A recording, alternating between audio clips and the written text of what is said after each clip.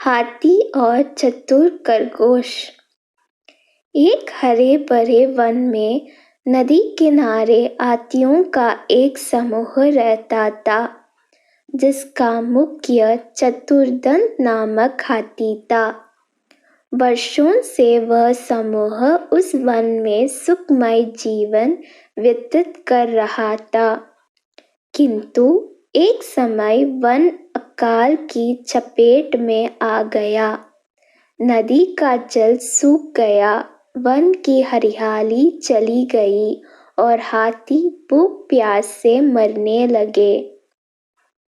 इस विपत्ति से निकलने की प्रेरणा लिए सभी हाथी अपने मुखिया चतुरदंत के पास गए और बोले, गजराज, इस अकाल की स्थिति में यदि हम और अधिक इस वन में रहें तो काल का ग्रास बन जाएंगे। यहाँ भूखे प्यासे रहना दुष्कर है। कृपा कर किसी अन्य स्थान की खोज करें जहाँ जल स्रोत और हरियाली हो। चतुरदंत विचार मगन हो गया। कुछ देर विचार करने के बाद वह बोला, यहाँ से कुछ दूरी पर एक तालाब है जो पूरे वर्ष जल से परिपूर्ण रहता है। हमें वहीं चलना चाहिए। कल प्रातः काल ही हम सब उस तालाब की ओर प्रस्थान करेंगे। अगले ही दिन सभी हाथी उस तालाब की ओर चल पड़े। 5 दिन और 5 रात की यात्रा पूर्ण कर वे वहां पहुंचे। जल से पूर्ण तालाब को देख वे बहुत प्रसन्न हुए और दिन भर वहां क्रीड़ा करते रहे। संध्या होने पर वे बाहर निकले और वन में चले गए। तालाब के किनारे खरगोशों की बस्ती थी, जिसमें उनके असंख्य बिल थे, किंतु हाथी इससे अनभिज्ञ थे। अंततः वे खरगोशों के बिलों को रौंदते हुए निकल गए। खरगोशों के बिल तहस नहस हो गए। कई खरगोश घायल हुए और कई मारे गए। हाथियों के जाने के बाद सभी खरगोश एकत्रित हुए और स्वयं पर आए इस संकट के विषय में चर्चा करने लगे। एक खरगोश बोला, हाथियों का समूह प्रतिदिन जल के लिए तालाब में आया करेगा। ऐसे में हमारा यहाँ रहना प्राणघातक होगा। वे हमारे बिल्लों के साथ हमें भी रौंद देंगे। हमें से कोई भी नहीं बचेगा। हमारा वंश समाप्त हो जाएगा। जीवन है तो सर्वस्व है। जीवन रक्षा के लिए जो संभव हो हमें करना चाहिए।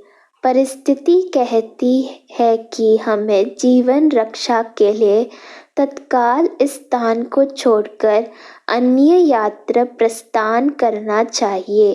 एक अन्य खरगोश बोला। खरगोश अपनी भूमि छोड़कर अन्य यात्रा जाने के विचार से दुखी थे। उनका दुख देख लंबकर्ण नामक खरगोश आगे आया और बोला, हम वर्षों से इस भूमि पर निवास कर रहे हैं। हम अपनी भूमि क्यों छोड़े? इस भूमि पर हमारा अधिकार है। हमें हाथियों से बात कर उन्हें यहाँ आने से रोकना चाहिए। किंतु उनसे कौन बात करेगा? कौन उन्हें समझाएगा? सभी खरगोशों ने एक स्वर में पूछा। मैं उनसे बात करूँगा और यहाँ आने से मना करूँगा, लंबकर्ण बोला। किंतु क्या वे तुम्हारी बात मानेंगे? अवश्य मानेंगे। मेरे पास एक युक्ति है। मैं उनसे कहूँगा कि ये तालाब चंद्रमा में बैठे खरगोश का है और उसने आप लोगों का यहाँ आने से मना किया है। संभवतः वे मेरी बात मान जाएंगे। लंबकर्ण बोला। अगले दिन लंबकर्ण हाथियों के मुखिया से मिलने तालाब के मार्ग से स्थित एक ऊंचे टीले पर बैठ गया। जब हाथियों का समूह वहां से गुजरा तो वह हाथियों के मुखिया चतुर्दंत से बोला, गजराज, क्या आपका ज्ञात नहीं यह तालाब चांद में रहने वाले खरगोश का है? आपको बिना उसकी अनुमति के इस तालाब के जल का उपयोग नहीं करना चाहिए। चतुर्दंत ने पूछा, तुम कौन हो? मैं चांद में रहने वाली खरगोश का संदेशवाहक हूँ। उसने मुझे अपने संदेश के साथ आपसे मिलने भेजा है। लंबकर्ण बोला। संदेश? क्या वह है? चतुर्दंत ने फिर से पूछा।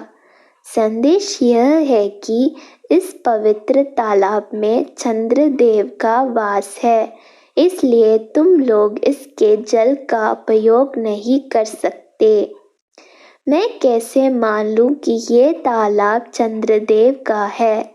जब तुम मुझे तालाब में चंद्रदेव के दर्शन करोगे तभी मैं यह बात मानूंगा और अपने दल को यहाँ आने से रोकूंगा।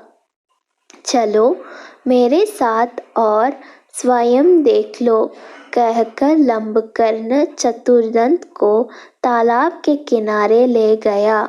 उस समय तालाब में चांद की छाया पड़ रही थी। लंबकर्ण चतुर्दंत को वह छाया दिखाते हुए बोला, गजराज, देखो तालाब में चांद का वास है। अब तो मेरी बात मान लो। चांद की छाया को चंद्रदेव समझकर चतुर्दंत ने उसे प्रणाम किया और वहां से लौट गया। उसके बाद उस तालाब में हाथियों का समूह कभी नहीं आया। सीख, बुद्धिमानी से किसी भी समस्या का समाधान किया जा सकता है।